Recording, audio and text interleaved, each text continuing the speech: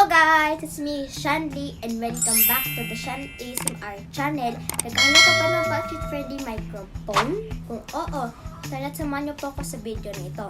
Pero bago tayo simula, at kung bago ka pala sa channel ko, ay subscribe mo na yan! Pakihit na rin ang notification bell para palagi kang updated sa mga bagating adventures at sa mga loyal viewers dyan! Super thank you po sa inyong walang sawang suporta. Let's go! So let's start by unboxing the FIFINE K678. As we open the package, ay makikita naman natin na security pack ito. Kasama yung mga ibang accessories. Sa mga nagtatanong pala kung saan ko ito nabili, itong microphone ay mabibili lamang sa online stores like Shopee, Lazada, at Amazon. I-drop ko na rin yung link guys sa description box. Remind ko lang guys, hindi po ito sponsored, kumbaga honest, and sariling review ko lang po ito. So guys, pagkabukas natin ng box, ay makikita natin yung user's manual, kunin natin yung mic, adapter para sa stand, and yung type A to mini USB cable. As you can see guys, the FIFINE K678 is sleek and professional. So hindi tayo paligoy-ligoy pa, tayo natin examine na natin yung build quality, weight, and overall aesthetics itong microphone. Now, i-examine natin yung mic but we look at the build quality first. It's matte black finish and all metal in build. Guys, the mic also feels expensive and pati yung stand. Yung 2-gain knobs din ang solid ang quality. If titingnan naman sa weight, is mabigat siya since it's made of all metal.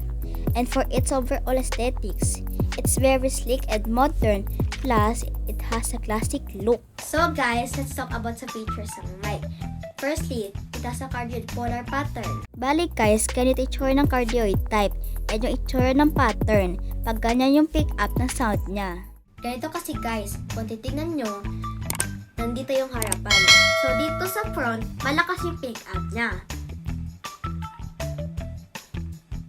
Then, pagdating sa likod, medyo mahina na. So, mamaya iti-testing natin para makita nyo. Meron din tayong 2-gain knobs. Kagaya po na sinabi ko kanina, ay ang solid din ng quality nito. So, yung isang button ay para sa mic gain, and yung isa naman ay para sa headphone volume. If iikot naman natin paharap, ay makikita natin yung mute button. So guys, based sa manual, kapag naka-color green yung indicator light, it means hindi siya naka-mute. Pero kapag naka-color red, means naka-mute. Pagdating naman sa setup ng computer at laptop, all you have to do guys is i-plug in yung mic cable. Kumbaga, plug and play lang guys. But if kung gusto siya i-call ka sa cellphone nyo, is din siya bilhan ng OTG adapter. So, i-plug and i-testing na po natin. Guys, ipa-plug ko lang siya sa laptop ko. Then, you can see guys na nag-color green yung indicator light. Guys, ito yung mic na kakamitin natin ngayon hanggang sa dulo ng video. Now, ititest natin yung audio using basic audio test. So, habang ititest natin yung audio, ay adjust ko yung gain knob to see if it's working. Hello, hello, hello, hello, hello, hello, hello, hello, hello, hello, hello.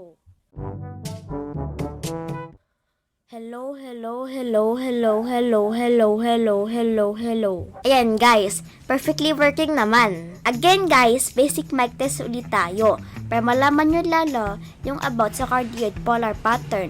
Guys, kagaya na sinabi ko kanina na dito sa front is malakas yung pick up niya.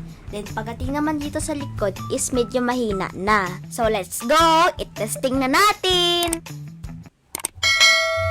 Hello, hello, hello, hello, hello, hello, hello, hello, hello, hello, hello, hello.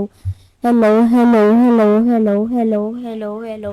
Hello, hello, hello, hello, hello, hello, hello. Hello, hello, hello, hello. So, ayun, narinig nyo naman guys, yung audio testing natin. So, recommended talaga na kapag magsalita ka, is sa harap lang. One of my favorite features sa mic is yung pwede i-plug in yung 3.5mm headphone jack sa bottom ng mic. Kasi narinig ko yung boses ko and namamonitor ko yung volume, saka nagiging aware ako kung may mali background sasabi. Ayan guys, naka-plug in yung headphones ko sa mic mismo. Bali, naririnig and namamonitor ko yung volume and audio ko. Plus, rinig na rinig ko rin kung gaano kalinaw yung audio ko. Guys, Grabe, ang ganda talaga ng quality nito. Also, paki-comment down below if maganda and clear yung audio ko. Overall guys, ang masabi ko lang dito sa mic is napaka-solid. Goods na goods siya guys, lalo sa mga content creator sa tulad ko. At pati na rin sa musician, podcaster, singer, at iba pa. Super worth it na bilhin and sulit for its price na 2,000 plus. Although, may pros and cons siya like napipick up niya yung background noise. Pero pwede din gamitan ng windscreen and pwede din gamitan ng noise cancellation software. Pero overall, ang ganda ng design, style, and features, saka lakas niya maka-Blue Yeti. So that's all for today's video. I hope na gustuhan nyo po itong video and I hope na nakatulong itong video ko po sa inyo. Please don't forget to subscribe and give it a thumbs up. If may mga questions or comments kayo, feel free to leave down below sa comment section. Bye!